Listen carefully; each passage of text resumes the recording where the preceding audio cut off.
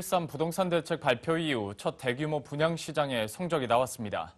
가수요가 줄고 실수요 중심으로 재편됐다는 평가가 나오는데요. 다만 일부 지역에서는 미달이 발생해 12월 대규모 분양을 앞두고 미분양 위기감도 높아지고 있습니다. 김학준 기자의 보도입니다.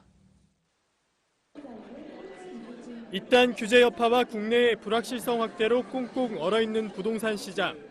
상황이 이렇다 보니 113 대책 발표 이후 가장 큰 분양 시장이 열린 지난주 청약 성적에 큰 관심이 쏠렸습니다.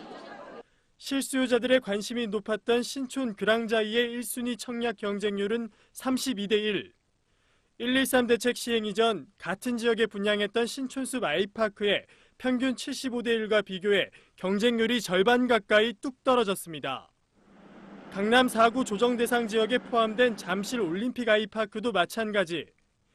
이 때문에 분양권 전매를 노린 가수요를 줄이고 실수요자 중심의 시장 개편을 구상했던 정부 정책이 어느 정도 들어맞았다는 평가입니다.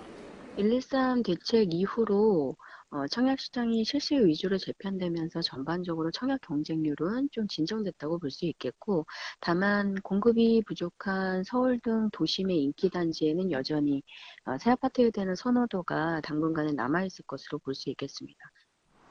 하지만 일각에서는 미분양 위기감이 고조되고 있습니다. 이달 5만 5천여 가구의 분양을 앞두고 있는 상황에서 지난주 청약에 평택 등 일부 단지의 1순위 청약자 수가 급감했고, 서울에서도 처음으로 중대형에서 1순위 미달이 발생한 것. 건설업계는 내년 1월부터 잔금 대출 규제가 더해질 예정이어서 분양 연기까지는 고려하지 않고 있지만 오는 9일 DSR 도입을 앞두고 미분양이 늘어날까 신경을 쓰는 모습입니다.